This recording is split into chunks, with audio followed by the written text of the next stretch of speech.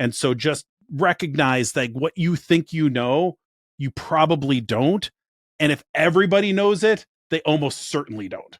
So that'd probably be the advice as you think about the bets you want to make going into this first week and the rest of the season. Just, I mean, it's kind of a cliche, but fade the public.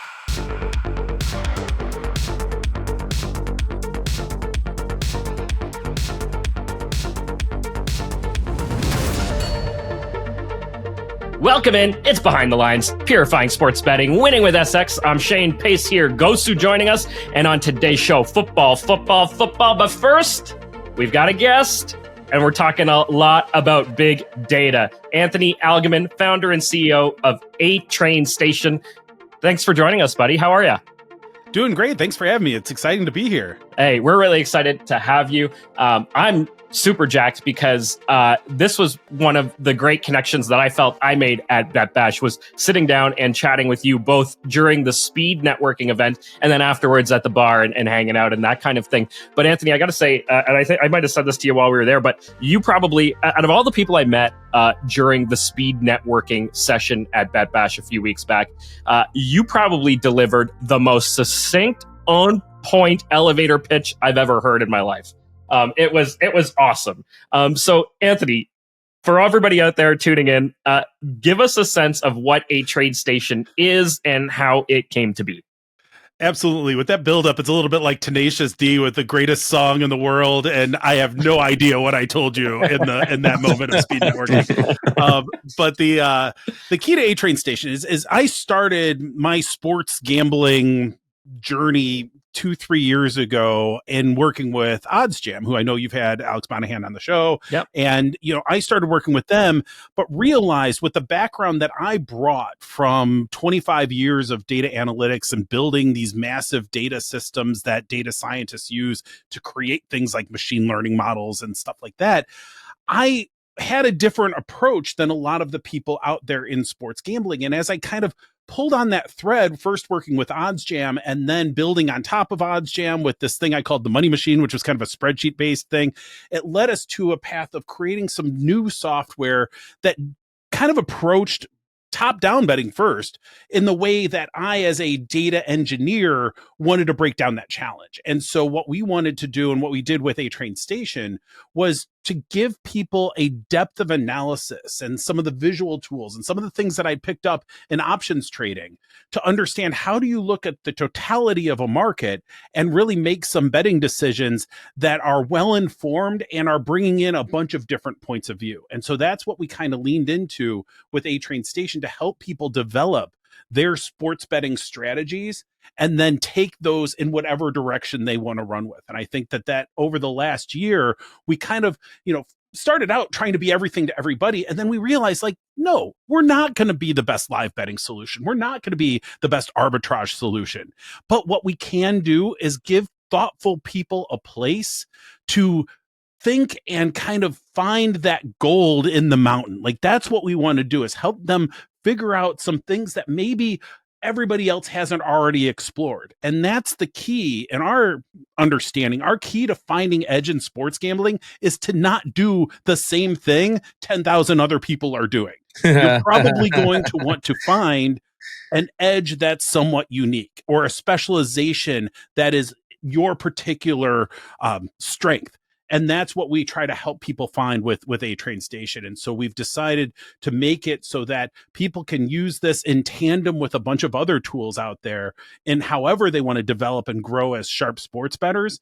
But they can start with this nice, affordable tool that helps them look at things and build their skills in a way that just makes a lot of sense when you're building on top of analytics theory or economic theory and efficient markets and sharp sports betting strategies. You can put it all together and find the kinds of plays and the kind of bettor you want to be. So let's say that I've never had an edge before and I approach your software. Do you think that's a good starting point, or do you think you'd want to work with someone that's a little bit more experienced? I think that especially when we first started, we were here to serve the sharpest sports bettors out there. And you know what? There's not that many of them in the grand scheme of things.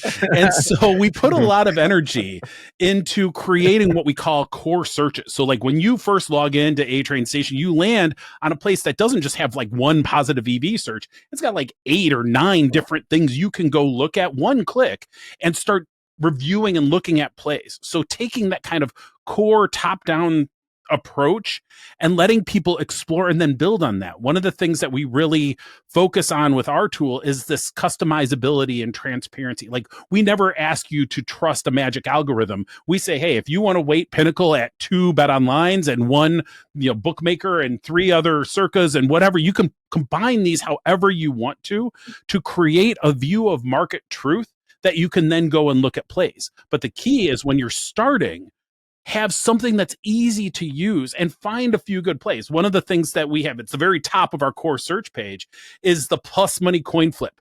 When the market is resolving to about a coin flip and we're getting plus money on both sides, or we see this one plus money that shouldn't really be there, that's one way of saying, hey, there's a good chance somebody in this market is giving us a price we might want to take. And that's a good stepping stone to truly understanding positive EV betting and all of its facets. And then we've done a lot of work to support people that have models, so that if you have a model and you want to triangulate that with market information, now you can upload that model into A Train Station, keep it just for yourself, or you can start to distribute your model to other A Train Station members who can use your model as a source of truth alongside potentially other models or sharp books or whatever, and try to find what is truth in the market. That's what it's all about. Is if we know what truth is, it's easy to make the bets. The bet's the easy part.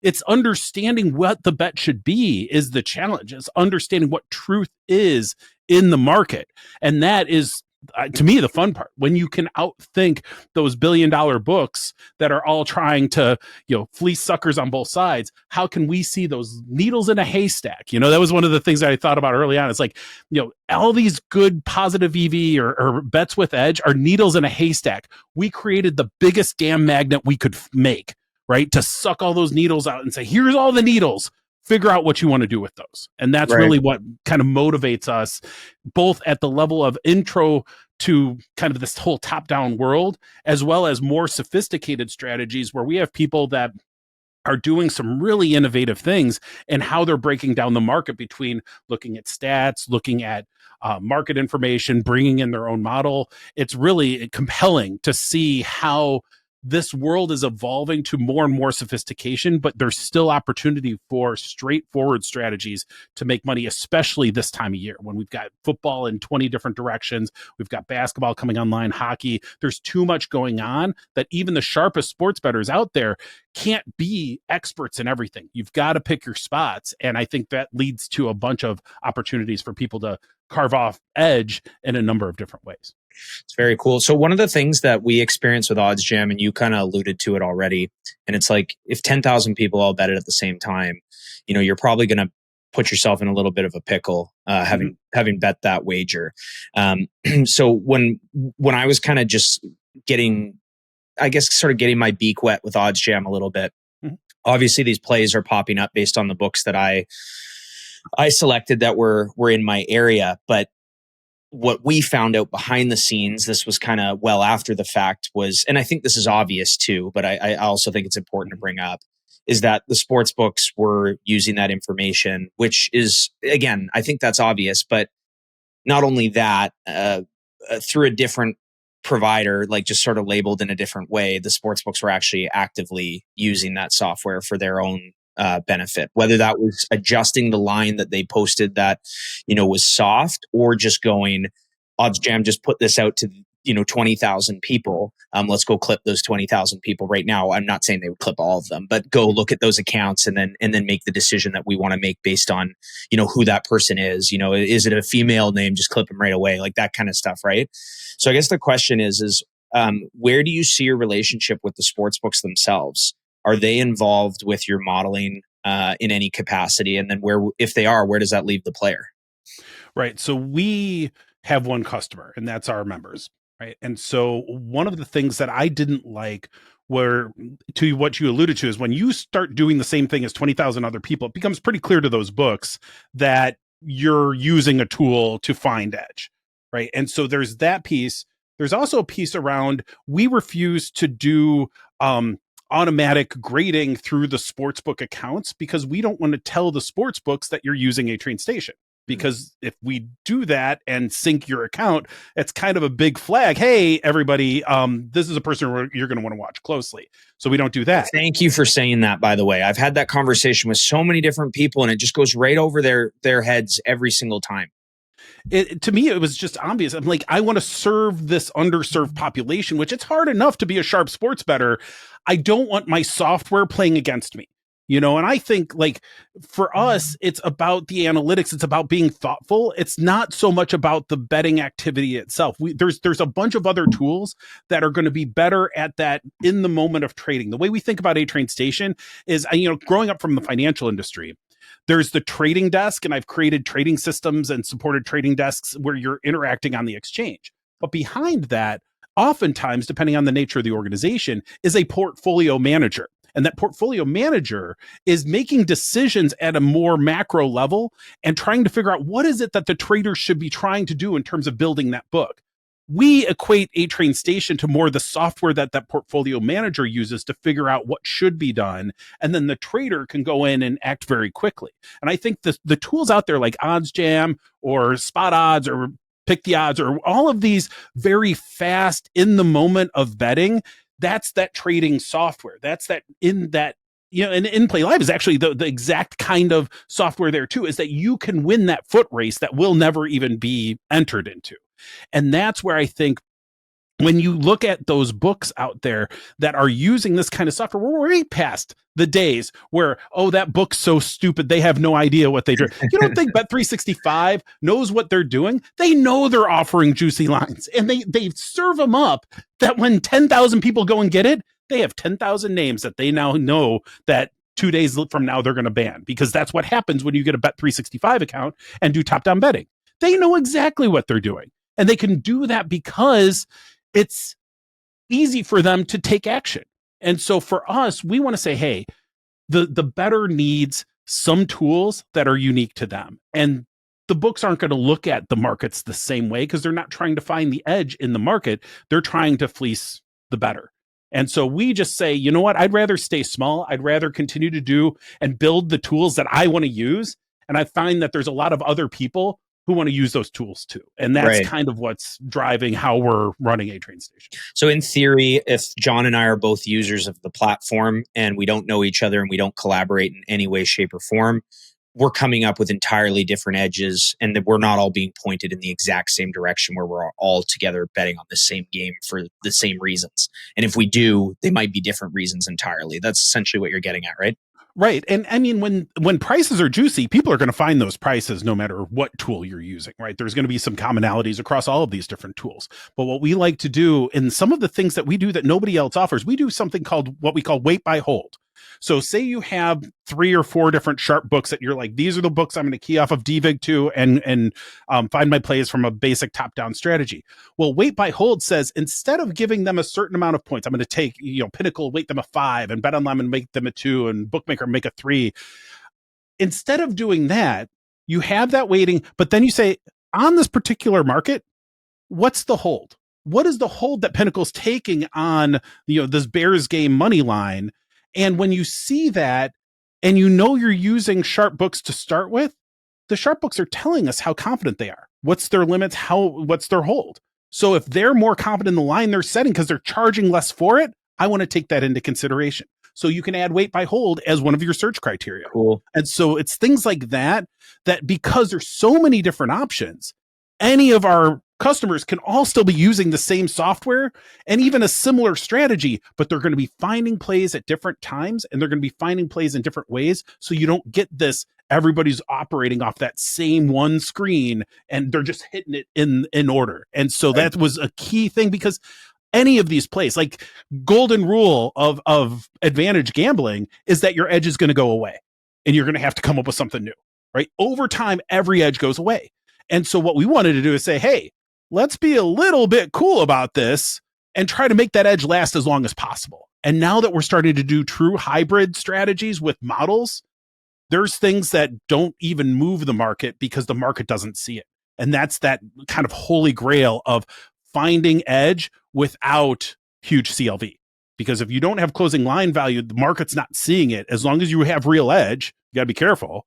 But if you're seeing things that the market isn't seeing, then you're in a really good place. And now that we've brought in models, it's a whole new game.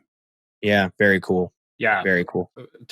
Fascinating stuff there that you're working on. John, go ahead, because I wanted to bring you into the conversation as kind of the guy between Pace, myself, and you. You probably the data heaviest and most embedded in the data. What's sort of piquing your interest from Anthony? Yeah, well, I was just curious if Anthony, like, if you could maybe give, maybe an example or kind of a high level workflow of how you would use, or maybe you use today your product if you're just going through an NFL slate for a Sunday or a college football slate for a Saturday. How do you analyze the board? How do you use the tools that you have and narrow it down to those plays you want to make?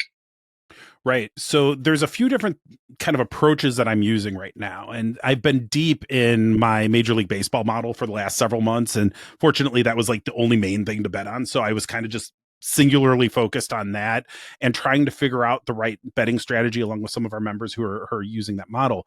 When I think about football, I haven't made a model for football. And so I've got to kind of rely upon those kind of top-down strategies that have served me well over the last few years.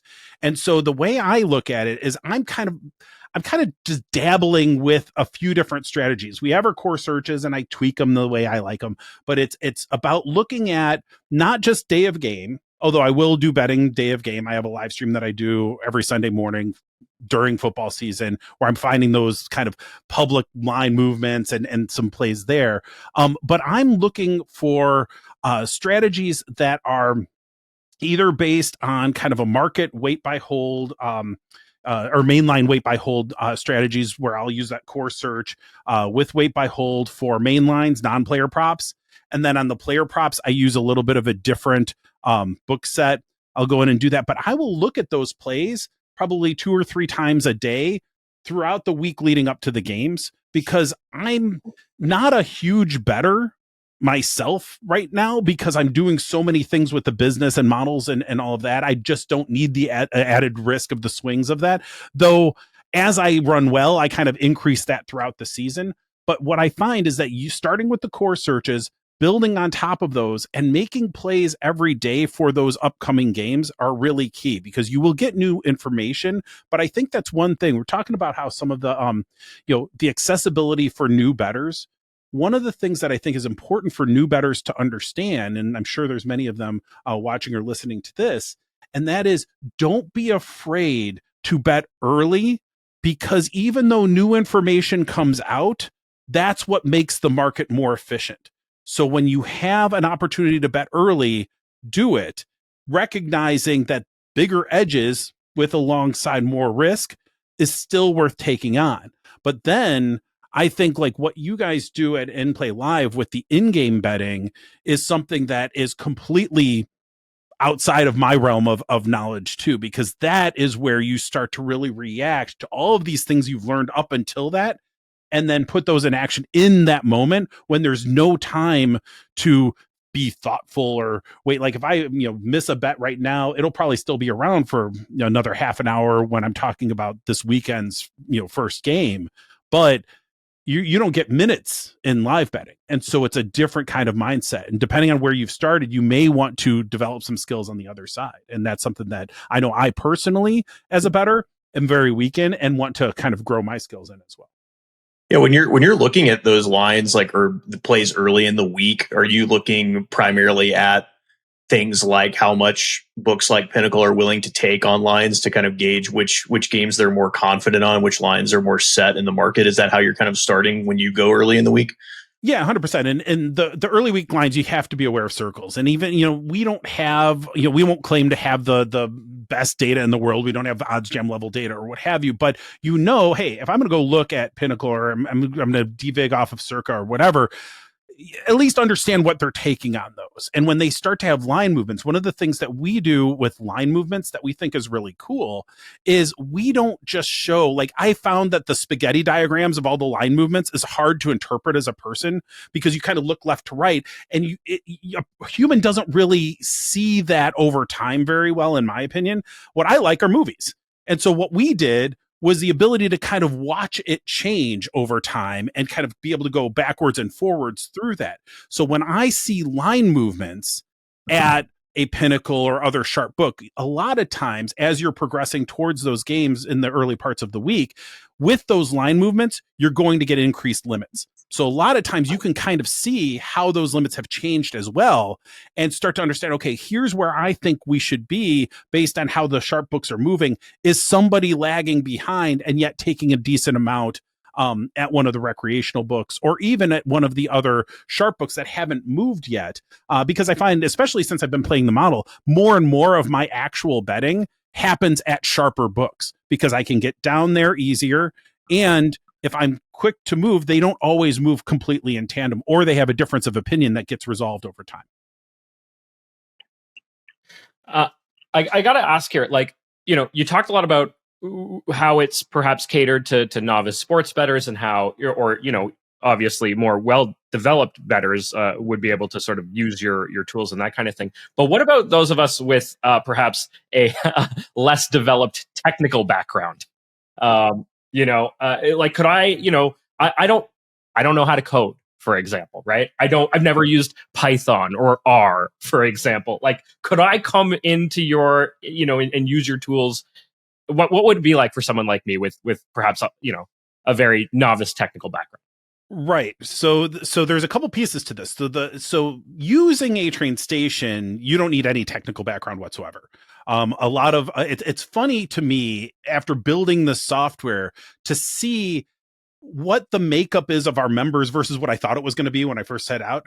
I thought we would get a lot of like 20 somethings and like a lot of the, no, I'm getting retired people. I'm getting chess players because they love that thoughtful game, but they're not necessarily technically sophisticated in terms of coding or even using AI or what have you. Doesn't mean that we can't on the solution side in building it, but for them, they need a solution that's graphical, that's easy to find those decisions that can clearly state, especially when using those core searches and just getting started, go with the green number, and here's why this number is green. And here's that other context. I feel pretty good about this. I'm going to make that play. Now, the other thing, the kind of next level is you say, hey, I want to use a model. Well, I might not be building the model myself. I may go and subscribe to a model that's available in the station. That I have my MLB model is the one that we have available right now, but we've got a couple others in the works. One that I'm making for NHL and one, some others that other members are making. You could get access to that. So now you could start to triangulate your position with a bottom-up approach as well. And then finally, you might say, hey, you know what? I have this read on this particular player prop that I go deep in because of whatever crazy thing that I love to specialize in. And I want to create a model for myself so that others can use that in the station too. Well, you could do this purely out of a spreadsheet and copy and paste it into our model upload page. So you wouldn't even need the technical sophistication to interact with the station. You would just need the appropriate technical skills you would need to do the model that you want to do. But that's the beauty of it, is that all these things can kind of be done the way you want to do them. And the goal for us with A Train Station is we wanted to make it a tool that you can use in whatever way you want to. Like I think about it sometimes of like, I could have the best paintbrush in the world in my hand and I'm still drawing stick figures. I can't draw for anything. But the tool of A Train Station can be used in countless ways by countless people in different strategies. And how you choose to use it is determined by what you want to do with it. And that's what we always want it to be, is that it's a tool you use, not a tool that uses you. Interesting. I want to kind of pivot the conversation to a little bit of a bigger picture here, because Anthony, I know a bit about your background. You worked in big pharma for a while. You've mentioned the financial markets and kind of sort of the data infrastructure with them. And I got to ask you, when you look at the sports betting landscape, how does the data infrastructure compare with big financial markets or compare with big pharma? And I guess how would you sort of see what's available to bettors in terms of sophistication? It's a really interesting question and a really interesting answer. Well, I think it's an interesting answer. So the key to sports gambling and data is that in some ways, what I'm seeing in sports gambling is like looking back in time 30 years to when I first started in the financial industry. All of these markets are disconnected. So many things are just backwards and old. Like the fact that you can still do manual arbitrage is crazy to me when I put my financial hat on. Right. But what's also really interesting is that when you think and dive a little bit deeper into the nature of some of these sports betting markets, you start to realize that some things are fairly unprecedented, where like the security that I'm interested in, this game, right? This event has never happened before. It will never happen again. And the entire existence of the security I'm investing in may exist for as short as, in the case of live betting, a few seconds, or even just a week or a couple days or a day, depending on the nature of the sport. And so when you see that, you realize that this fundamental concept of market efficiency, which is true, it's like market efficiency is the best we've got when it comes to like the economic models and the financial industry. But the reality is there is no time for these markets to become truly efficient. And what's really interesting is when you kind of look at the chaos of sports gambling and compare it to the chaos of financial markets. Well, what do you see in a stock market on any given day? The market's going crazy, right? It's going up and down, up and down, and up and down. Over time, it finds its way to an efficient market and to truth and to reflecting what's really there. Well, in sports gambling, some of those markets never get that much back and forth. They're always kind of crazy, but like in that moment to moment, chaos reigns in either one. So can you find a path to taking advantage of that chaos through the tools and through the betting decisions that you choose to make? And I think this might even apply more in the in-game betting than even the pre-game betting, but I think it applies in both. Is that if you can see where the overreaction is, then you might be able to find edge that may be fleeting, but you can capitalize on for a profit. And that's one of the things that I did with my model for Major League Baseball, is I said, well, I know markets will overreact in the moment, in the short term.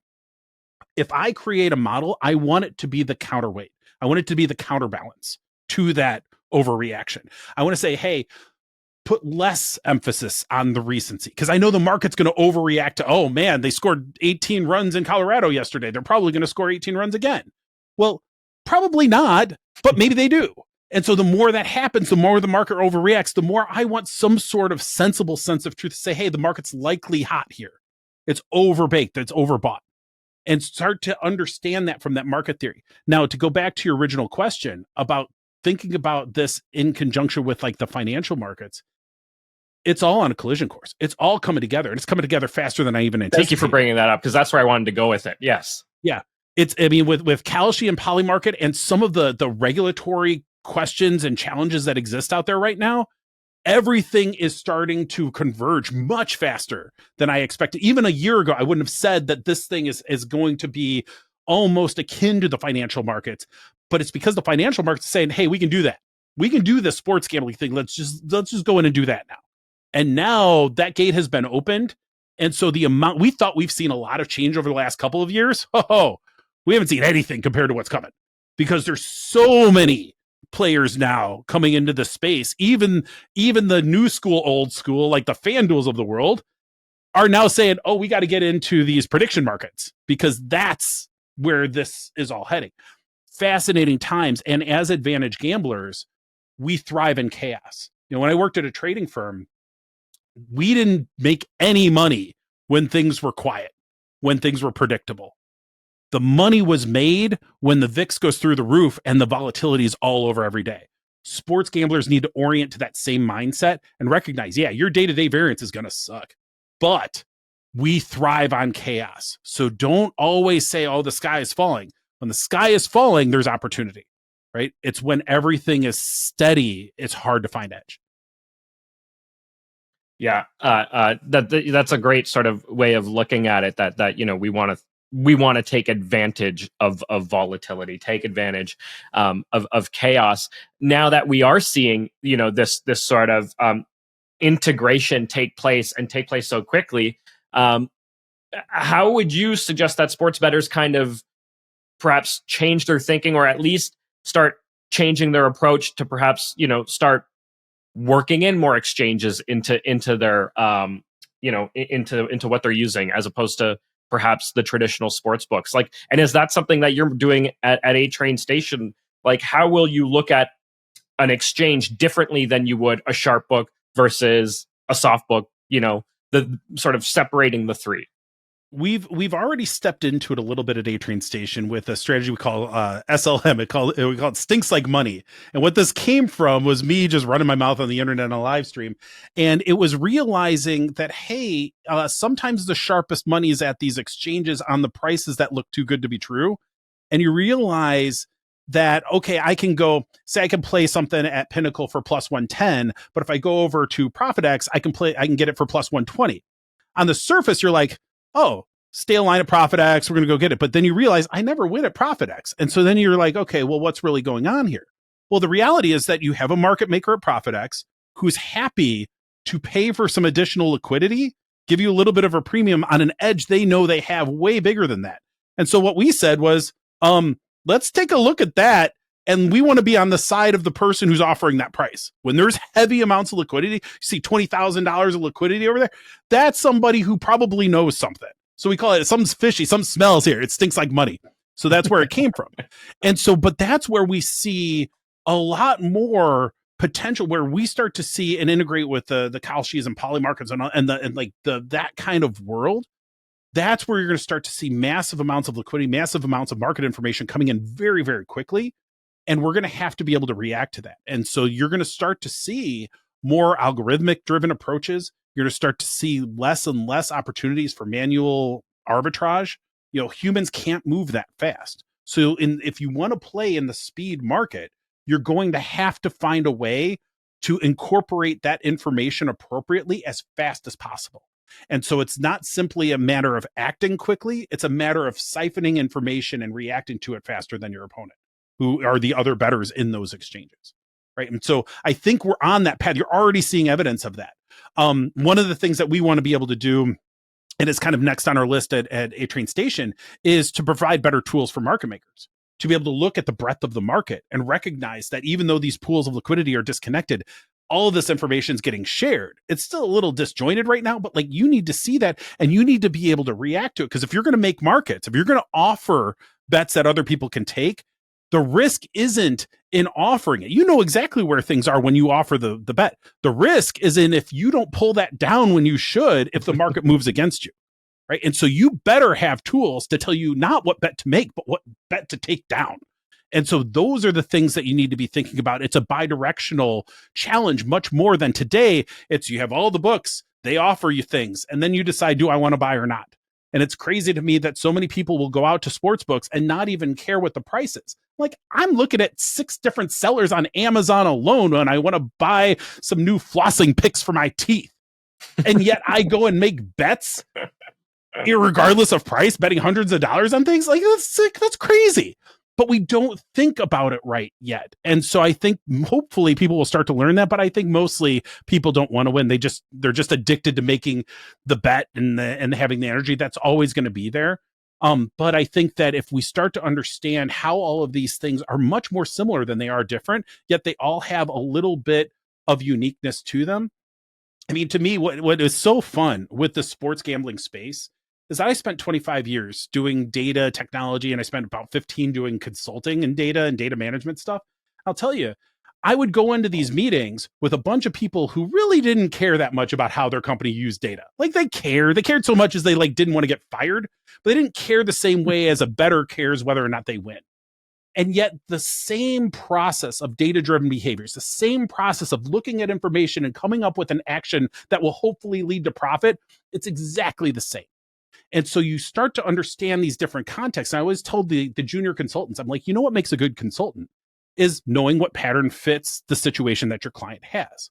But what makes a great consultant is knowing how this client's problem is different than anything you've ever seen before. And I think it's the same truth that makes an advantage gambler.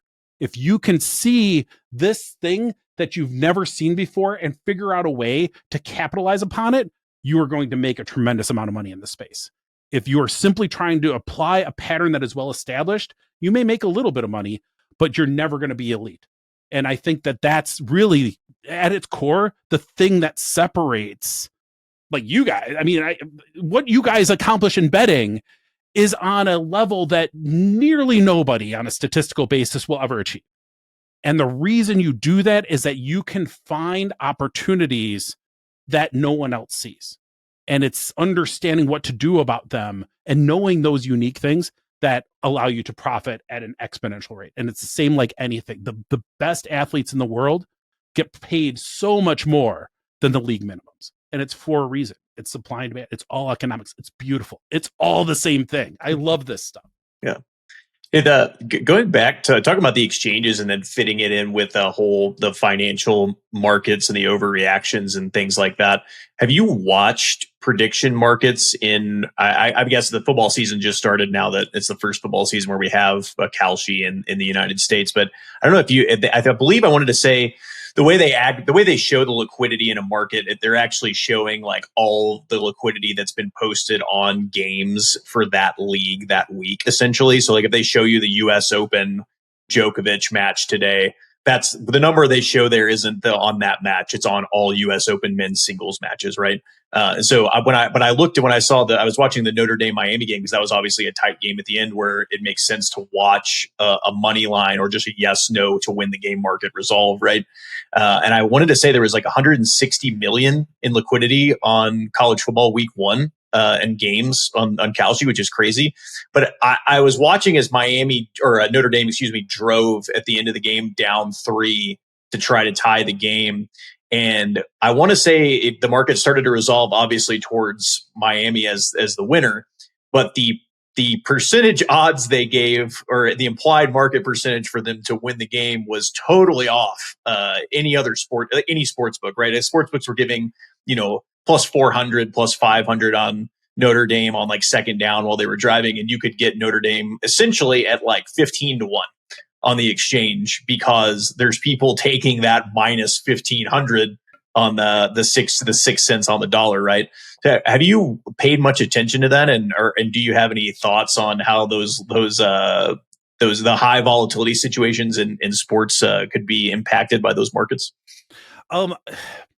I haven't looked at the specific scenarios super close, but I've watched it kind of from a high level, and it's a pattern I've seen many times. And it reminds me of, I used to watch a lot of Formula One, and it was funny because you would see the advanced analytics powered by AWS, and it would oscillate between, this has a 98% chance of happening, and then 2 seconds later it has a 3% chance of happening, and then 3 seconds later it's had 90% chance. And I'm like, these numbers are made up.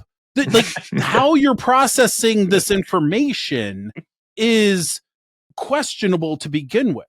And what's beautiful about markets is that you're bringing together in a context, in a common language, all of this information in one place. And it's ugly, and it's still going to overreact, and it's going to go crazy, but at least it kind of makes some sense there. I think there's a couple things going on. One is that the delivery of information is not well in sync. And like, I think about, you could have 30-second delays on different TV screens, and depending on who your streaming provider is. And that's actually a bit of a problem. Though the more sophisticated outfits are obviously going to invest in having quicker feeds. I think the bigger thing is that you still see a pretty significant disconnect between the prediction market information and the traditional sportsbook market.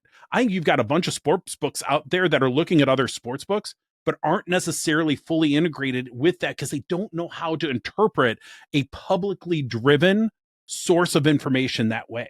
I think there's a couple things too around semantic challenges. There's a language, it's a language barrier in terms of the numbers that are being used, where you're looking at win percentages on one side, and we know that American odds all resolve back to win percentages. But the basic observer who's picked their lane, whether I'm in prediction markets or I'm in sports betting, they're kind of choosing one or the other, and they're using that language. And so you have this bit of disconnect between those prediction markets and those sports books. I also think sports books are still pretty bad at reacting to new information. And I think that comes from a lack of wanting to be good bookmakers.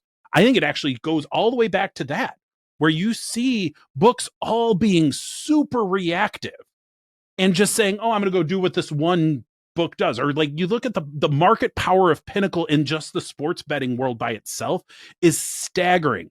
Pinnacle wants to move a line. 50 different paperheads and sports books are going to copy that without any other information. Mm-hmm. That's too much power consolidated in one place with a bunch of followers who are too lazy to do their own math. And that is the kind of thing that, I mean, it's the same problem manifesting. It's the same problem that college students who use AI have. They use AI to write their paper, and they got their grade, and they graduate school with probably a little bit of debt and not very much knowledge, because the important part wasn't the grade. You got the right answer, you got the grade, fine, but you didn't learn anything. And I think that's the problem that a lot of even the large sports books have, is that they have technology, they have the ability to mirror things, but they don't understand the own game that they're playing. And I will tell you, that is not unique to sports betting. So going back to my career in data and consulting, it is striking to me in the leadership of organizations how few businesses really understand the business that they're in. It is unbelievable to me how the leadership of some organizations get so focused on things like EBITDA and their dividend payouts and things like that they forget what is it that we really do. And that, I think, is something that is a pervasive problem, not unique to sports betting at all, but can teach us a lot about how to operate and navigate within the sports betting marketplace.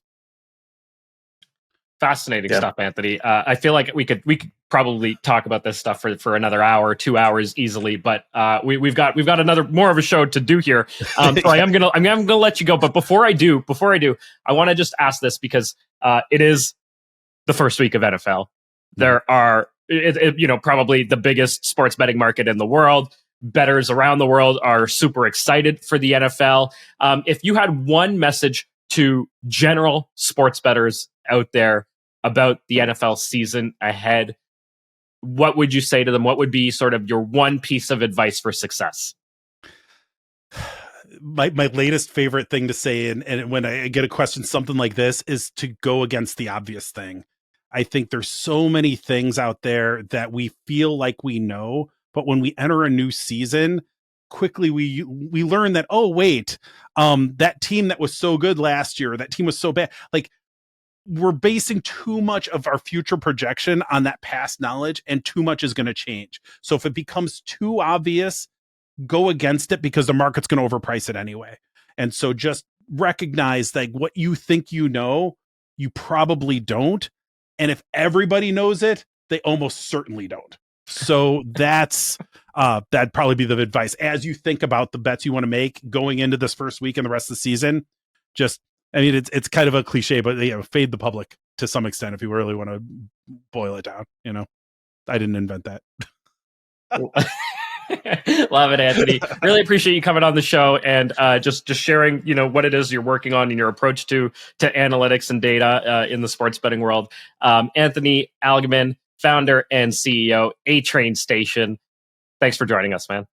Thank you for having me. It's been awesome. Big fan. True thrill. Thank Before you so we let much. you go, where can people follow you? How can they connect with you if they want to pick your brain? Absolutely. I'm A-Train Bets on social media. Find my YouTube channel, and you can go to atrainstation.com, and there's links, email addresses on there. And so check us out. It's love to grow that community. So really appreciate it. And it's very, very cool to have been on the show. Anthony, thanks for coming on. Perhaps we'll have you on again in the future to talk, to sort of expand on this conversation. Thanks again.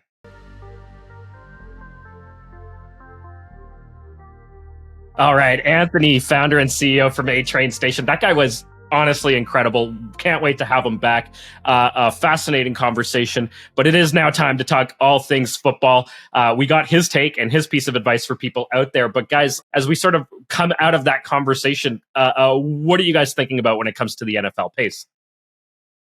Well, I think the first thing is like the market discussion, the financial market discussion, and how that is being very much put into the world of sports now with the predictive markets that we've obviously touched on, and we also have touched on, John, the money line thing that you mentioned there, where the other side of it would be something that would just be super juiced up. In a lot of cases, I was actually laughing looking at a college football game on Saturday. It was like, I don't know, 24-point game with 1:30 left, and one of my sports books was offering 10.0 on the money line, right? So you're going to get much more true pricing in situations like that. Obviously, the example I just gave was truly an impossible comeback. I don't think there's any world that exists where that team could have gone on to win the game.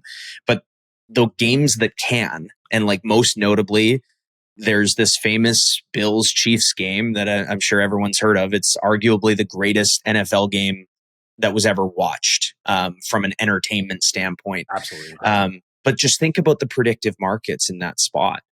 Tony Romo on that broadcast, I'll never forget, said, "The Bills win, the Bills win." And there was still, 11 seconds left or whatever it was. 13 seconds. 13 seconds, right? And that thought process of him saying that this team has already won is precisely what a great amount of the public do. They don't think that something is possible to occur. And as we know in sports, whether it's the Miami Miracle against the Patriots, when the Patriots actually really needed to win that game as 19-point favorites that go on to lose to a hook and ladder at the end of the game, where for some reason Rob Gronkowski is the last defender back in the end zone, maybe thinking that it would have been a Hail Mary. I don't know. Shit happens, right? And it happens in the craziest of ways. So what I'm sitting here wondering is, can I, to start this football season, strictly focus on the situation that John just said on the predictive markets and become essentially a professional money line bettor without arbitrage in picking these spots? And I think that there's a window here where the answer is yes. I don't know how long that would last, but I think there are people that just continually have this mindset of like, oh, it's a free 1%. The stock market returns 10% per year and I'm getting 1% right now, and they can't lose. So the situations that exist like that where they truly can. Really, really recent memory that'll probably only resonate with our viewers. The freaking Argos game yesterday. How much time was left in that game? 18 seconds or 12 seconds or something. The game's over. Bo Levi, guess what the announcer said? The announcer said Bo Levi is undefeated and remains undefeated in Labor Day Classics on the CFL. They said that after he scored the touchdown. Well, guess what? There's still a freaking kick return for separately of the fact that they can still get into range to win the game. There's still a kick return. Shit happens in sports, but these predictive markets, they don't have CFL, but what would the money line have paid? Would it have paid 15, 20, 30, 50? I have no idea, but I'm going to be keeping an eye on some of those. John, I actually had a question for you. Do you ever look at Polymarket and Kalshi at the same time? And do you know how accurate they are is there variance, or is it very much the same between the two? I don't really look at Polymarket, just simply because of being in the United States and like the hoops that I have to go through to really utilize it effectively. So I haven't really bothered to actually compare them. I'll be interested when I know FanDuel's, we talked about it last week, I think is creating that, or they want to get into that space. So it'd be interesting once there are more up. I think I mentioned it might be a negative from the standpoint of liquidity, but it might be more advantageous if the prices can move more rapidly in the direction of the public side. I was watching like when Miami was up on Notre Dame was driving. I was watching because you can see in real time like money coming in on Kalshi, and it shows you the color of the when the money's coming in. It shows you the color of like the team the people are betting on essentially, and it's like just everybody betting Miami. And it's just, $100 here, $50 here, $100 here, your casual sports betting type units, people, or maybe even all-ins from people who don't bet that much money. And it's exactly the situation you described. A minute left, the team's up 3, and they just think it's free because they're paying 95 cents on the dollar free for this. 5%, John. They won. They won. It was a free 5%. And if you go and look at a sports book, that is the minus side. They're probably posting minus 1,200, minus 1,500, minus 2,000, but they're only offering you plus 500 on the other side. But I'm taking the plus 1,500 here. And so it's almost impossible not to bet those. And you will lose, 5 in a row, 10 in a row, maybe even more, but then you're going to hit 2 in a row and it's going to be like nothing ever happened. So, just really interesting going forward to see how those markets resolve. Yeah, I think on the same note, just something that we touched on last football season that I think is worth it for people to listen to and kind of get exposed to again this time of year. I think people are well aware that I had a rough football season last year from the standpoint of not getting paid. I got stiffed by a lot of sports books, and these predictive markets are also going to have a really nice place in moving money out of books. So using Thursday Night Football kickoff as a market that would be considered as highly efficient as or as close to the Super Bowl as almost any game of the season, we've seen a lot of line movement in that game. And if you actually go to Kalshi right now, their yes/no spread is sitting at 9.5. So that presents remarkable opportunity, in my opinion, on an area to move money from your sports books ideally into the Kalshis or the poly markets, where you can actually hit a middle pregame, because some books are still sitting at minus 7.5 for Philadelphia. Obviously 8 and 9 is not a ridiculously high probability situation. But yeah, those opportunities exist. And just separately from the predictive markets, this Philly game is one of the games that I love moving money with. What I try to do is get like a minus 7 somewhere and then take a plus 8.5 if I can on the other book and get a little bit more of a key number. So whether it's a 3 or a 7, looking for those situations where, yes, I'm trying to move money, but at the same time, if I land on the key number, which I have, like, I'm not saying this from a lack of experience. I'm saying it from a position where I'm like, shit, it happened again. Like, it's happened a few times. And when that happens, it's really nice because when you are moving money from books, you do eat juice, and it can be extremely frustrating because you end up hitting a big bet on the side that you didn't want to, and the money didn't move over. Hitting those key numbers tends to pay for those situations where, or pay for a lot of the juice. So in the example of the Eagles game, what I would do is I would bet on the Eagles money line on the book that I want the money to go to. Then on the book that I'm moving money out of, I would bet on the Cowboys money line. But then I would reverse middle myself on the book I want the money out of.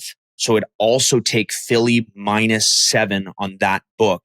And on the other book, ideally, I would take Dallas plus 8.5.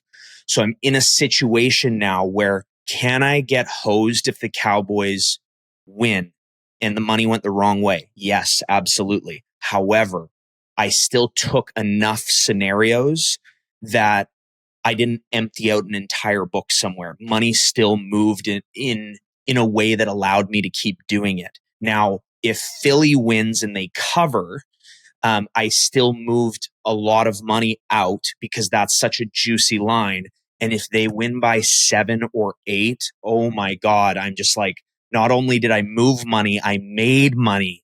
And yes, there's juice and all that. I get that. But that is the process that I've done for football. And I tried doing it with other sports, and I was extremely ineffective. But some of our members told me that they started doing that exact same strategy for the NBA, and it worked really well for them, which was really good to hear.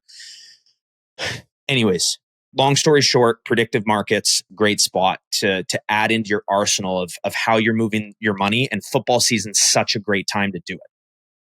Yeah, great points there, because I've know that I've talked to other people as well who had great success, like you said, moving money that way. And in a lot of ways, moving money is making money, especially when you're getting stiffed at a book. It's one and the same in that point. And yes, those moments where you do hit the middle and you return some of that juice that you've been eating as you move that money, super critical. Great stuff there, John. People are probably hanging on a thread right now, waiting for your picks. All things NFL, college football, and of course, So the much. CFL as well. We did pretty well on those money line calls, John, last week. I just want to recap. I know for a fact we hit 3 out of 7 money lines, and I think it was 5 out of 7 spreads. No, Yeah. no, we only took 6 spreads because Ohio State was money line only, The money line only, which hit. So was that 4 out of 6 spreads? I think we hit. We missed on Edmonton. Yes, correct. Yeah. So the college we went 2 for 5. We had a bad beat with Colorado where Georgia Tech broke a touchdown. When all they had to do was go down and busted it. Which which is that's gonna happen in college. We actually haven't seen that much of it. We've seen a lot of teams running the ball at the end when they could kneel and then getting to like the goal line and kneeling. TCU did it against UNC last night. We've seen it, but they haven't actually made it in. They will start making it in. It's just a matter of time before we see more and more of that. It's actually kind of interesting. I think 28 and 20 FBS matchups to the under so far in college football. And a lot of those are off by like 1 score. So those breakthrough plays would have flipped a lot of that. So that's just kind of, it's been an interesting start to the season in that way. Yeah, I like, just before we get into this week, I do feel like we need to talk a little bit about last week, because I sent John and Trampus a text last night, and it was, I had signed off for the UNC game. I was out on the boat. But I was like, I just want to see how things are going. And I just sometimes will look at the play-by-play because I'm not watching the game, and it kind of can give me a little bit of a picture. And I just see UNC punts 30 yards, and it was not a situation where they were only punting to the goal line to pin them. I screenshot that and said, "We're so back, baby." Yeah. They punted from they punted to like the 45, like their own 45, I think. From their 10. They punted them into range still. Yeah. But anyways, that was a tough, really for me. I know John and some of the guys on the team did really well, but really for me, that was a really tough week of betting college football. And week 1 is such a special week with some of these massive favorites and these paid games, and watching teams not absolutely decimate the way we might expect them to was really weird. And then the teams that kept up, so a really good example would be Colorado State against the Huskies. Huskies were big favorites, and Colorado State kept up with them for the entirety of the game. And that's not to say that Washington isn't going to run away late and take care of business. But it's like a switch flicks where all of a sudden the favorite really became the favorite, and they couldn't even get a first down. Another example was whomever the hell Michigan played, where New Mexico. They're just a massive, massive favorite. And Michigan looks like absolute dog shit, and can't get going. And then, of course, late gets a couple scores. Games like that, I tend to do very poorly in, because if you're showing me as an underdog that you're playing really, really well and keeping up with your opponent, that's something I love to look at and look for and figure out the closest path to bet to get a line to close on you as the dog.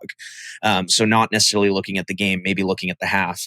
And the way things flipped based on the way they looked was, I felt, extremely uncharacteristic. And we oftentimes have just this remarkable game of this underdog thumping a favorite. And we did. We had FSU against Bama, but that was it.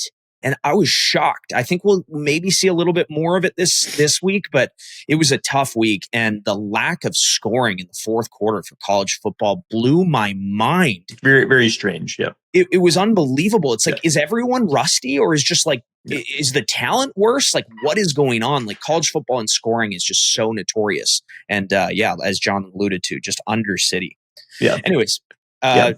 It's an outlying week in my eyes. So back on the horse. I think I talked about it last week on the podcast, talk about transfer portal, how new all these teams are. It's like UNC. I think they had 70 transfers on their team. It's like 7-0. Yes. So it's, you don't, like, how do you even know? There's definitely going to be rust, and how do you even know how teams are going to perform? And even one drive to the next, like clearly they spent all summer scripting that first drive because they looked incredible, and then I don't think they completed a forward pass for 2 real life hours after that.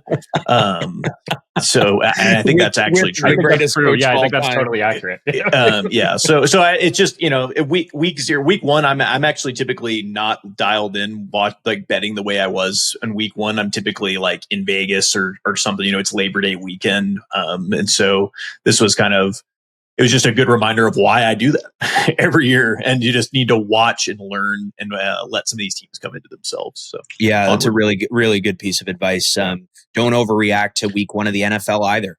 Yes. Yeah. Yep. And I think, like, on that note, just an anecdote, I think a lot of people, I was on Florida State last week on the podcast, said, remember in college, even doesn't matter how big the dog is, you always bet a little bit on the money line. Hopefully people took that advice and got some massive numbers on that. But I see a lot of outrage this week that Alabama is still ranked. Like, guys, it's week 1, a first-time starter on the road in a hostile environment, against a brand new team that couldn't possibly be as bad as they were last year. Why should they drop 20 spots? And John, they could be way better than we even think they are, even after Correct. They may go thump Clemson too. We have no idea. Yeah. And then people are outraged that Alabama's still ranked after 1 week. It's like, they dropped them 13 spots. Like, I already think that's an overreaction. Yeah, I would agree. So, yeah, it's crazy. But it's just funny. It's what creates value. So back to it. Yeah. As we head into week 1 here, guys, and before we get to John's picks, is there any major week 1 storyline you guys are kind of watching, tracking, looking to bet with or bet against? Or maybe it's not even week 1, maybe it's the whole season. I know, John, you do the futures. Is there any big storylines that you're kind of watching right now? I'm interested in trying to identify early. I've which teams are tanking essentially, or might want to tank. So in the NFL, we're already talking about tanking. I'm already thinking about tanking. I think the Colts are going to tank. I know some people disagree with that. I just don't think there's a world where you'd make Daniel Jones your starter if you weren't trying to lose games. He was someone who was cut in favor of Sam Howell by the Vikings last year. He was cut by 2 teams last year. Yeah. I'm looking at that. They're like favored, I think, in their week 1 game. They're playing Miami Dolphins. Week 1, and I think it's a 1-point favorite. Yeah. So I stuff like that is like what I'm already interested in looking at. And I guess I'm also thinking about teams that, I like the teams who were everybody's darlings last year who overperformed expectations, which is not the norm. So it's really easy to remember teams like the Commanders and the Vikings who weren't supposed to be good last year, and they ended up being really good. But in reality, the markets are very good at predicting who's going to be good and bad. Like, we could go down a massive list of teams who we thought were going to be good and were good, and we thought were going to be bad and were bad. And it's those handful of teams every year that surprise us that we remember. And so people kind of go into the season with the same expectation that they're, which teams are going to be good and bad and all of that. And those are the ones I kind of want to keep an eye on. Like the Vikings are starting a rookie quarterback now. Sam Darnold wasn't good before, but he was. I know you don't like to hear this stuff, Shane, but the Vikings are starting a rookie quarterback, and there's still win totals like 9.5 and stuff like that. It's just interesting to me how the market kind of just. I think Kevin O'Connell is a quarterback whisperer, and I think that has something to do with it. Yeah, we'll see. Clearly, he couldn't whisper to Daniel Jones, I guess. So maybe that's an even greater indictment. He just chose not to. He didn't want to whisper in that ear. Right. Yeah. So those are the things I'm looking to see. Pace, any big storyline heading into week 1 or the season as a whole? I personally really want to see the Bengals do well. I hated the way the season ended last year. Are we on Bengals I'm emotionally attached to them at this point. From that first year when we took them to win the division, it's just never left my blood. I'm just they're ingrained in me in every way, and I think I hate their coach more than anyone in the entire league. And I just want to see them. I think they could easily come out and lose to the Browns. That game is like the ultimate trap line for football, in my opinion. Division game on the road as a favorite. Yeah. That's regardless of what anyone makes that line at. I would just not touch the Bengals, but I want to see them do well. A couple things to touch on, guys. We talked about this to start last year, but teasers are back on the show. We did really well on them last year. And week 1 looks like a really good week for teasers. Sometimes go through an entire menu and not even find 2 to string together. But in this particular case, there's I'd say a good 5 to 8 that are really strong. So from a value standpoint, guys, if you have a sports book that is offering you a juicy line on the spread. So a good example of this right now, as I'm looking at the menu on Bodog, they've got the Patriots -3 at even money, but they've got the Raiders +3 at -120. The juice on the teaser doesn't change. So those +3s at -120 have baked in inherent value in them. So that's always something to look for when you're building a teaser. If you like a game in a situation and on top of that, you're getting -115 or -120 on that teased line, that's a great spot to take them. Number one. Number two, key numbers with teasers are extremely essential. So when you have a favorite that's in that -6 to -8.5 range and you're getting them above 0 and below 2.5, that's a really good spot. And then the same thing on the other side.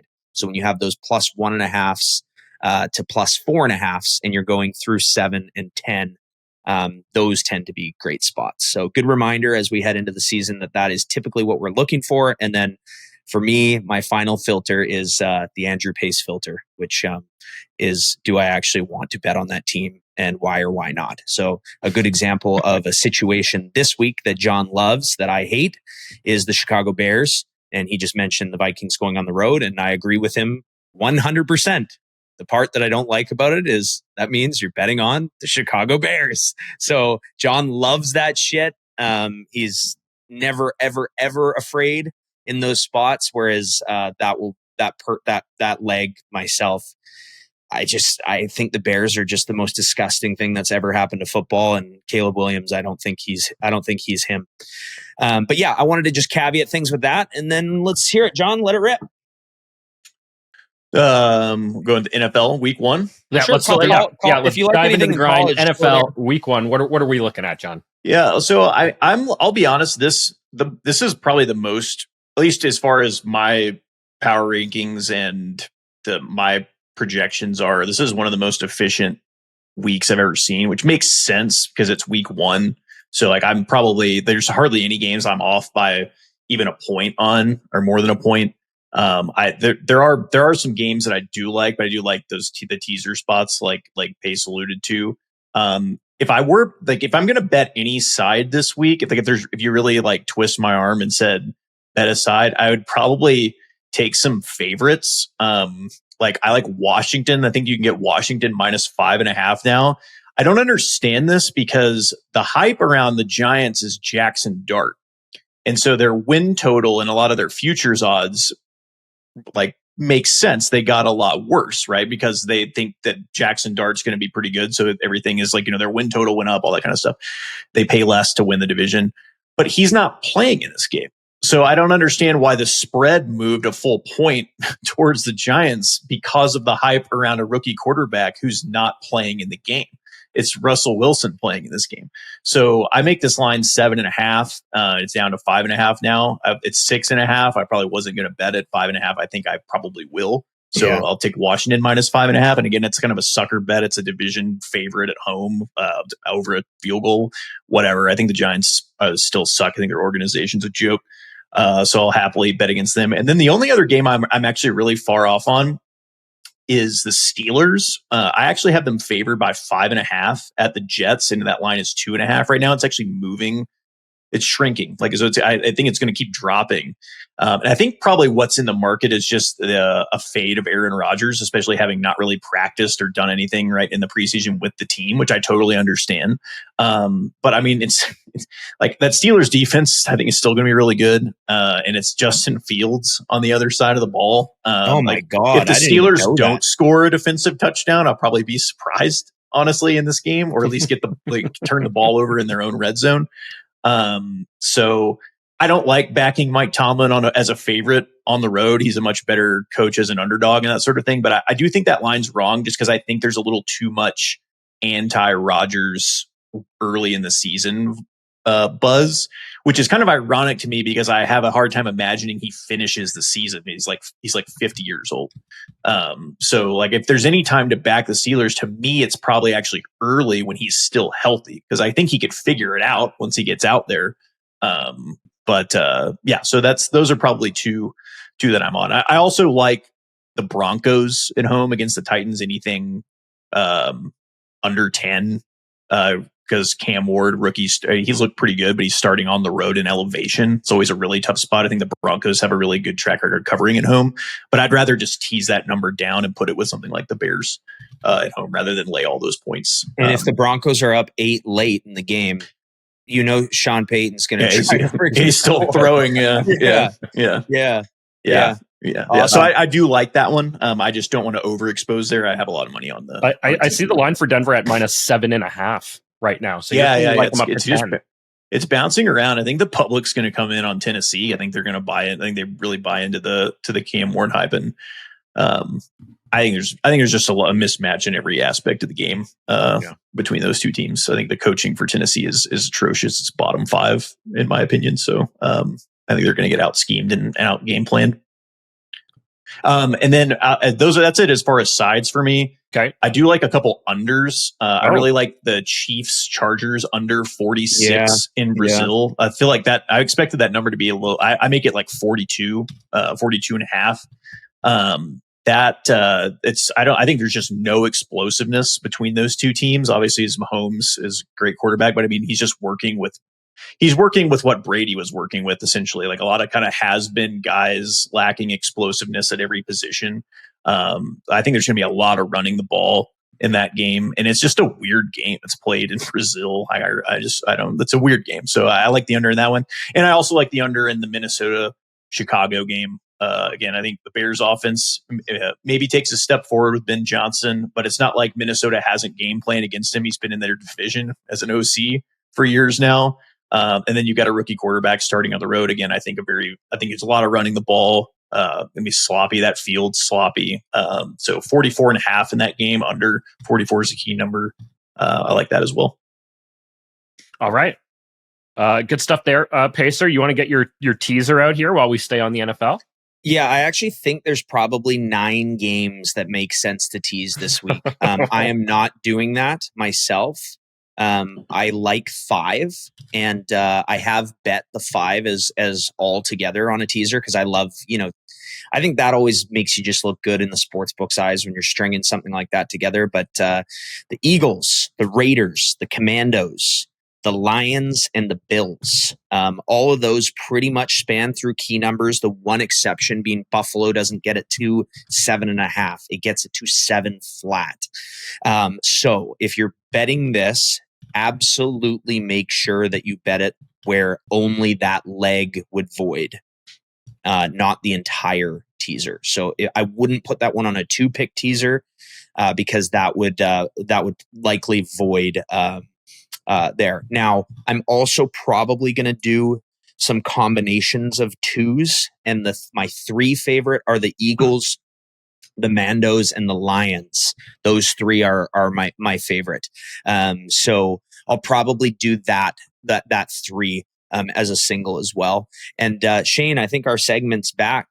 Don't box it, bet it. Shane's dog of the week. Yeah, don't box it, bet it. I knew this was going to come up here, and I've been sort of going over the slate, and I'm still trying to work out what I'm going to do for the pools this week as I kind of go through it. But I wish I could lock in on one right now. Okay, you're putting. I knew this was going to come, but I'm still not ready for it. Believe it or not. If I'm looking at it though, there's a few games that would fit the don't box it, bet it, and the first one is Miami on the road against Indy. I think I agreed with John there that I don't know how you make Indy a favorite with Danny Dimes, quarterbacking that team. So Miami is one that I'm looking at for a straight up bet it. It's a game that I might have typically boxed, being a 1-point kind of spread game there. But if there's others that I'm looking to box, I might move off that and just take Miami. So it's the Miami Dolphins. And if I'm going to throw out perhaps one more there. I was looking at the Jets as the dog at home against Pittsburgh. And so that would, sorry, John, I'm kind of on the opposite side there, but that's how you win pools, Shane. That's how you win pools. That's how you win pools. But after having heard John's take there, now I'm thinking maybe I don't bet it and I box it. So that might be one for the box. That might be one for the box there. Because I was looking at perhaps just taking the Jets and not boxing that one, but maybe I put the box on that and I go to Miami. So that's kind of me working through my process live here with you guys. Right on. Yeah. Right on. Yeah. Love it there. Okay. Moving on to college football. John, anything in the college football realm that you're looking at? Yeah, it's a kind of a bad week of games. We just got spoiled in week 1 with a ton of really good marquee matchups, and all those games actually panned out to be pretty good. So there's less FCS garbage in the menu this week, but there's still a lot of non-conference stuff going on. So just a couple of the marquee matchups. A ranked matchup between Michigan and Oklahoma. I really like the under in that game. I've already bet it. I bet it on Sunday morning at 47.5. It's down to 45.5 already at the time we're recording this. I'd take anything 44.5 or higher on the under there. I think this is going to be just a serious rock fight in this game. I think if there is any explosiveness, it'll come from Oklahoma, but brand new offensive scheme there, new transfer in quarterback, and they didn't really turn up the speed until late in their week 1 game. So I think again that's just going to be a rock fight. And then Iowa at Iowa State, the in-state rival. Definitely worst call last week. South Dakota plus 50.5. Really thought Iowa State would be run a vanilla game script there, and they just ran that thing up on South Dakota. Mm-hmm. But I think I just have to hold my nose and take the Iowa plus 3.5 in that game. I think they throw for 40 yards or 70 yards or something week 1. They look just like the pathetic Iowa offense of old. And I think maybe these programs might be headed in 2 different directions, but I make the number closer to a pick or like 1.5 for Iowa State. It's a rivalry game. I think this could just be a close one. It normally is. I think Iowa State won on a walk-off field goal last year at Iowa. So I think just getting on the other side of that field goal is really good for me. So I'm going to take that. Florida is hosting South Florida. So South Florida, a huge public dog last week against Boise. Beat Boise by like 30, but were actually outgained in that game. I think Boise fumbled the ball 5 times. I think that box score is a little misleading. Florida minus 17 flat out there right now against USF. Billy Napier, notorious for knowing the spread, attempting to cover. He once intentionally took a safety at the end of a game so that the total would go over the pregame line when he was at Louisiana. And when asked about why he took that safety at the end of the game, his response was "Scared money don't make money." So wow. Billy definitely knows the number. It's an in-state. This is my corner kind of game for Florida. Florida's had some down years recently. They need to remind the smaller schools in the state of Florida who's the big dog in recruiting there. So I think Billy kind of tries to run this one up. So Florida minus 17. I make it closer to 3 touchdowns. So I like that number. Some real trash here. UAB at Navy. I like the over 60.5. Really high total, especially in a service academy game. But UAB gave up 42 points and over 500 yards to FCS Alabama State last week. Alabama State averaged 8 yards per play in that game.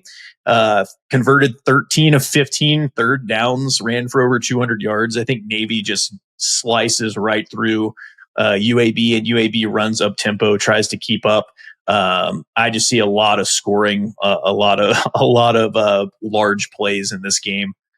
So over 60.5 in UAB Navy, I like.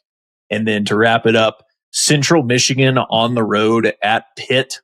We took Central Michigan, won a few bets on them live last week, playing against San Jose State. Central Michigan plus 21.5 and the under 51.5. I've kind of split my bet between those two bets. Central Michigan running like kind of a hybrid option offense is similar to what Vanderbilt runs. Really makes you stay competitive, I think, in these large spread games. And Pitt going on the road to play West Virginia in the backyard brawl next week. I think there's close to a 0% chance they've prepared at all for whatever the hell this option is that Central Michigan's running. So I think Pitt just tries to get out of there with a win. Probably some decent offensive possessions for Central Michigan in this game. And I think they keep it close. Sorry, what was the game total there that you mentioned? 51.5 and you're to the under 51, a very, very important number. It's the second most common number in college behind 55. Okay. So definitely want that 51.5. It's very readily available, and I expect it to be there for a couple days. All right, that's it for college. All right, that's it. Yeah. Now to the Premier Football League, the one right. that we've been betting on and winning with. CFL's over. CFL's over. Season's over. This is like CFL's done. The rest of football over. started. We're done with CFL. We're done. No, I'm betting the Stamps this week. Go, John. Yeah, I like I like every underdog. Unfortunately, I one thing I really don't understand is Saskatchewan was a 5.5 point favorite against Winnipeg at home.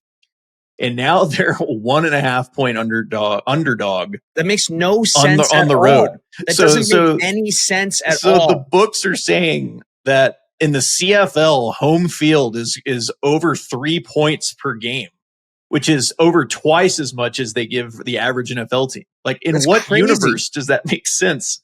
That's insane. It doesn't make any sense. So I'll definitely be on Saskatchewan on their money line. I can't believe I want to bet like the Red Blacks plus 3.5 again against BC. That's I mean, I just game of the week. I'm just going to be on every underdog. I don't need to really go through the games. I think everything is the way it is. But last week we went 2-1 on the spreads, and we went 1 for 2 or 1 for 3 on the money lines. I think the Bombers probably should have won that game. It's, it was close, but Claros looked awful in that game. I actually can't even believe they scored as many points as they did. But yeah. Yeah, a bit of a weird week too for the CFL here. It's going to kind of get drowned out on the stream perhaps by college football, but it's one game on Friday and then it's 3 games, a triple header on the Saturday, and that's the CFL slate this week. Yeah, they've moved their scheduling to not compete with the NFL this year. So there's lots of double and triple headers on Fridays and Saturdays now for the rest of the season, which I think is a really smart move. If we're going to get into all the other moves they should make, we need a whole show dedicated to it. So we'll keep it at that. All right. Well, there we go. John, don't bet against the Stamps. Come on, man. They should. Edmonton outgained them in the last game. They just because of the score. They were three trips inside the 25, and they came away with 1 point. Didn't they score fashion. 7 points with 0 touchdowns scored? So that it's 2 field goals and a rouge. That is correct. Yeah, unbelievable. Yeah. Unbelievable. That is correct. Only in the CFL. Only in the CFL. All right, guys. Well, that was a big long show for everybody out there. I hope you stuck with us through it all. I'll do a very quick recap here. So in the NFL, John likes Washington -5.5, Pittsburgh -3. John, was that the line -3? It'll be -2.5. You can get -2.5 right now. -2.5. But Pittsburgh it'll keep -2.5. that way. Denver up to -10, but right now line's sitting at -7.5. And then a couple of totals. You've got the Chargers, KC in Brazil under 46, and Minnesota, Chicago under 44.5. Pacer, your teaser. You've got these are 6-point teasers, by the way, right, Pace? Yep. 6-point teasers. You've got the Eagles, the Raiders, the Commandos, the Lions, and the Bills, but you really, really like the Eagles, Commandos, and Lions. So you got all 5, and but I just should say, Shane, we like the Broncos too, but John's already made that as quite a large bet to our group, and I didn't want to overlap where we rely on the Broncos for both. So we should just say that to our viewers. The Broncos is a really good teaser spot, and John likes the Bears a lot on a teaser this week as well. Okay. And I do want to add one more thing to the teasers, guys. Whenever you are teasing a line that is 6, 7, or 8, go to SXBet and request the money line parlay to compare the price. Sometimes they will have a number that will make sense to take with more ways to win. So if it would tease to say 1.5, they might win the game by 1 and you got the same or close to the same price by using SXBet in that spot. Also, whenever you're teasing at the 6 level and it is going straight to the money line, just make sure that you are getting a better price than the 2 money lines parlayed, because the other thing that you get with the NFL is a lot of boosts. So you might go over to a Bet365 and they're giving you a 7 or 7.5% boost on your 2-pick parlay that ends up making it pay better than the teaser. So just keep an eye whenever you're doing the 2 favorites on what the prices are in those money line spots to make sure that you are getting the best value possible. And a really good note on that stuff as well. Amazing promos at SX, but with NFL comes a lot of sports books knowing that it's their highest volume time of the year for, number 1, getting new players, and number 2, recruiting back old ones. So as sharp bettors, we get the opportunity to capitalize on those bonuses. So go through your books, message VIP hosts, go into the chat room as you're getting your book set up. Just say, hey, I'm making a large deposit of 1,000, 2,000, 5,000, whatever it is. That's more than most bettors do. They'll lick their chops at that kind of thing and potentially give you some really good bonuses. So just take that with you as we head into this football season. Great advice there, Pacer. Yeah, absolutely. And definitely the thing checking the money line on SX makes a lot of sense there. No juice there. So you're typically getting much better odds. So definitely worth checking out there. Okay, so we got through the teasers. Recapping college. It's Oklahoma under 44.5. Iowa at Iowa State. We're on the Iowa side, plus 3.5. South Florida at Florida. Florida minus 17.5. UAB at Navy, over 60.5 there. And Central Michigan at Pittsburgh. We're taking Central plus 21.5 and the under 51.5 there. Separate bets, not a same game parlay, but maybe a same game parlay. Split maybe your unit between them evenly. Yep. might look at it there. And in the CFL, John likes all the dogs. So we'll just leave it at that for CFL now that real football is here. All right, guys. Great time this week. Looking forward to talking NFL, college football throughout the season and sort of going through this every week. A lot of fun doing this. But we will wrap it up there. So, Pace, John, sports bettors tuning in from around the world. Till next week. Keep beating those books. One last anecdote. Sorry, Shane, you're going to have to say keep beating those books one more time. The inplayLIVE Survivor League.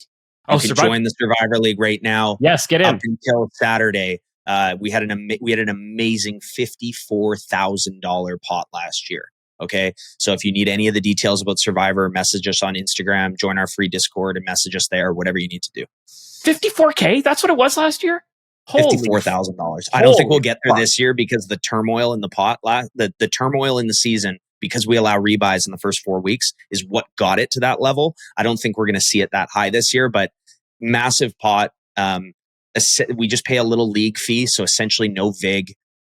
Great pool to join. Awesome. And you don't have to be a member. You don't have to be an inplayLIVE member to join. So get in on that. If you're not a member, it's still a lot of fun. Come compete with us in Survivor. All right. Good plug. Keep beating those books. Thanks for tuning in to another episode of Behind the Lines. Remember to like, download, and subscribe. We are on YouTube, Apple, Spotify, and everywhere you get your podcasts. Have a betting story or want to be featured on our podcast? Drop a note in the comments below. And if you want to join inplayLIVE, use promo code BehindTheLine.